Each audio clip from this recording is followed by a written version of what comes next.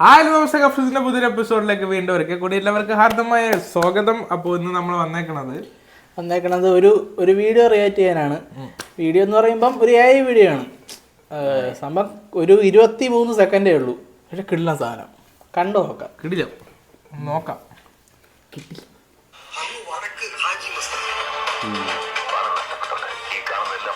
മുംബൈ പോ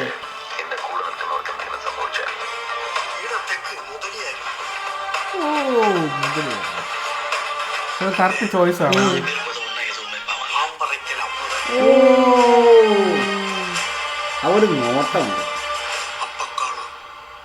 നിഖിൽ കട്ട്സ് ഒന്നും കൂടെ കണ്ടു നോക്കാം. എന്ത് മനസ്സിലായില്ല? നീ ആ ഫസ്റ്റ് ലുക്ക് കണ്ടു നോക്ക്.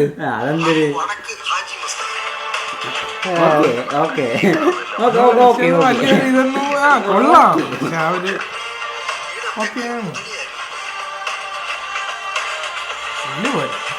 പോടാ ചുമ്മാ ഗ്യാങ്സ്റ്റർ.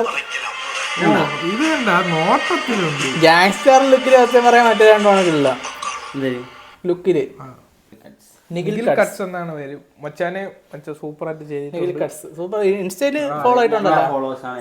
ഞാൻ ഫോളോ ചെയ്തില്ല, ഇന്ന് ഫോളോ ചെയ്യാൻ നല്ലതായിട്ട് ചെയ്തിട്ടുണ്ട്.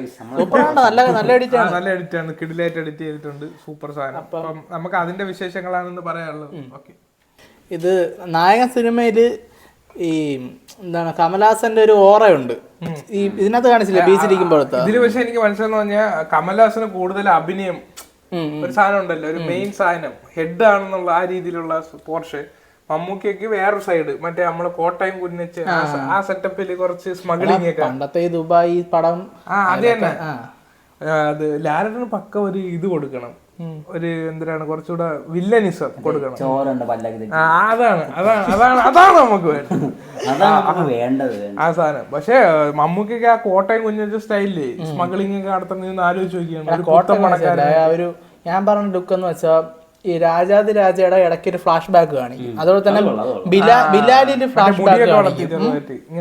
അത് തന്നെ ബിലാലിന്റെ ഫ്ലാഷ് ബാക്ക് കാണിക്കും. ഈ ദൈവത്തിന്റെ ട്രപ്പീസ് കളിക്കാരനാണ് ഞാനെന്നൊക്കെ പറയുമ്പോ ഒരു ഫ്ലാഷ് ബാക്ക്. ആ ഒരു ലുക്കിലും എഫക്റ്റിലും ഒക്കെ വരുമ്പോഴത്തേക്കും പക്കയാകും. പക്ഷെ നമുക്കിതൊക്കെ ഒരു ആഗ്രഹമാണ്.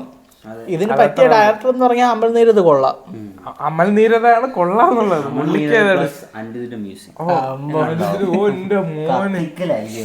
പിന്നെ വല്ല അൻപർവൊക്കെ സ്റ്റണ്ടാ പറയുന്നൊരു കുഴപ്പമൊന്നുമില്ലല്ലോ.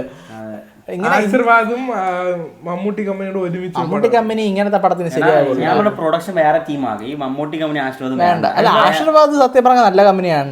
എന്നാലും ഈ ലൈക്കാണ് അവസാനം എമ്പുരാനെ കൊണ്ട് കളഞ്ഞിട്ട് പോയ ലൈക്കാണ്. ഗോകുല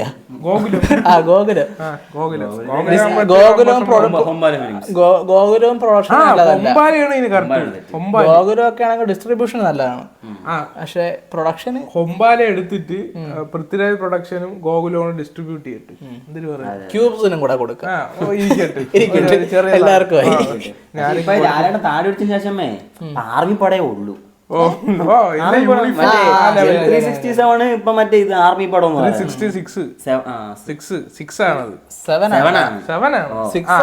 മറ്റേ പോലീസ് വേഷത്തിൽ, 7 ആർമി വേഷത്തിലുള്ളത്.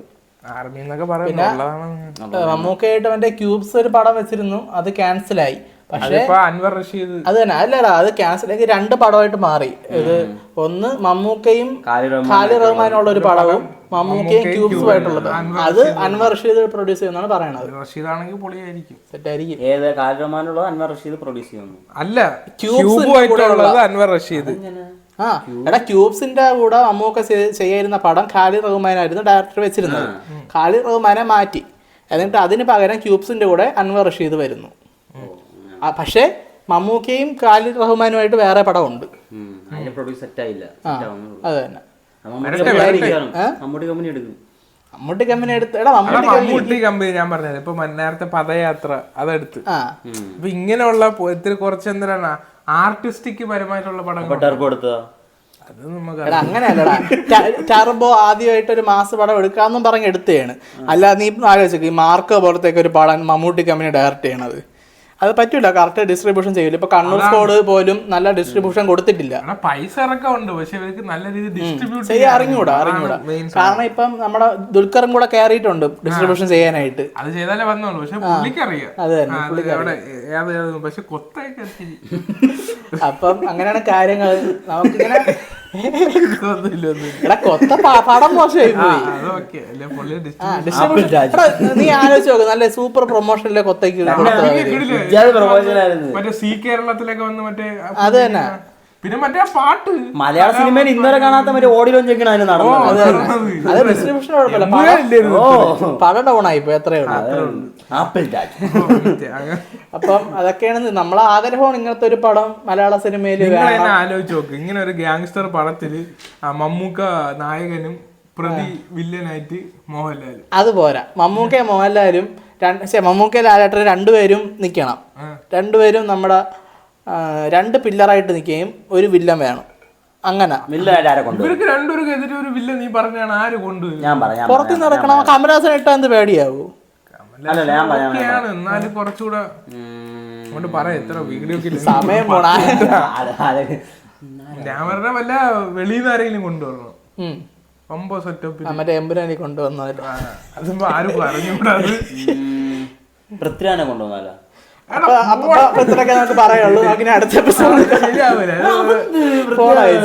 മമ്മൂക്കയ്ക്ക് ലാലേട്ടനും വില്ലനായിട്ട് പൃഥ്വിരാജ്, അങ്ങനെ റോക്കിനെ കൊണ്ടുവന്നു. അങ്ങനെയുള്ളവരൊക്കെ കൊണ്ടുവരാം. റോക്കിനെ കൊണ്ടുവന്ന സമയം കുറെ പോണം.